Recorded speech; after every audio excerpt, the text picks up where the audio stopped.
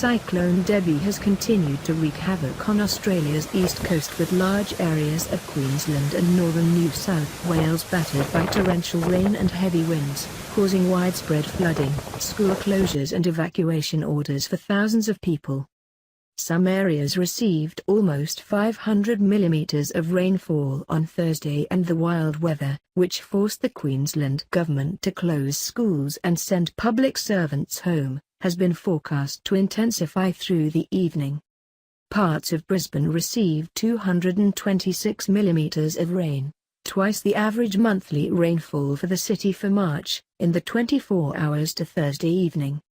Residents in the Lockyer Valley, which was devastated by an inland tsunami during the 2011 floods, were told by the local disaster management group to relocate as the threat of overnight flooding grew. Thousands of people will have to endure the storm without many domestic comforts. Electricity company Energex said more than 52,000 customers were without power in southeast Queensland on Thursday night. The Weather Bureau was also worried about high winds gusting up to 125 km per hour in coastal areas. The winds were whipping up huge seas, with one wave more than 8 meters high recorded at Mooloolaba on the Sunshine Coast. On the Gold Coast, residents in the Toowoomba Valley were warned they could become cut off thanks to rising flood waters. At nearby Springbrook, 486 millimeters had fallen by evening, with more expected. The Bureau also warned a dangerous thunderstorm was detected southwest of Noosa Heads, bringing destructive winds. The weather front, which crashed into northern Queensland on Tuesday, is working its way south into NSW. Up to 6,000 residents in Lismore were told to evacuate, with major flooding forecast along the Wilsons River on Thursday night. Levels are predicted to top those recorded during the 2001 and 2005 floods.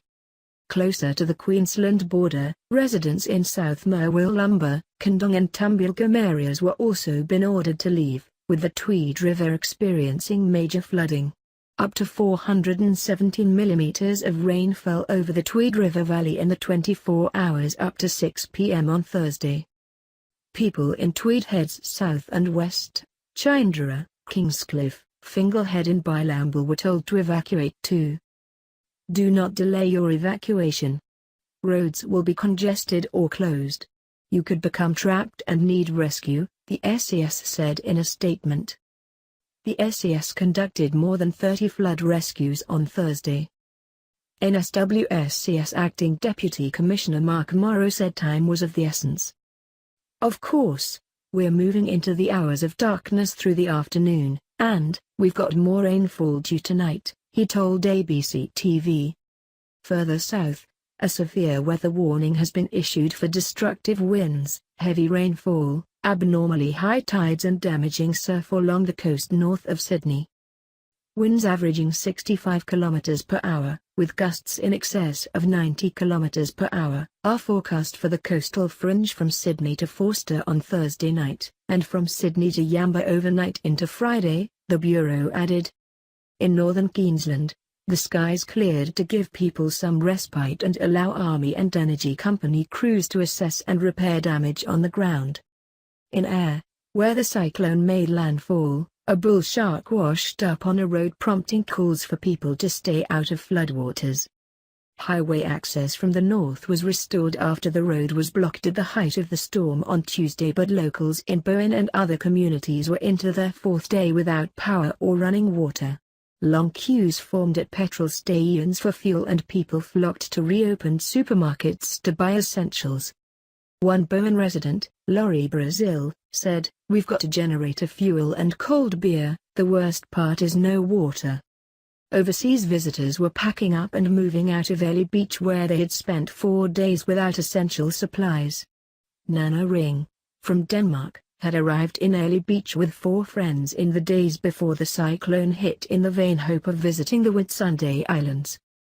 But the storm forced them to revise their plans, and they was leaving after enduring a few days without basic supplies.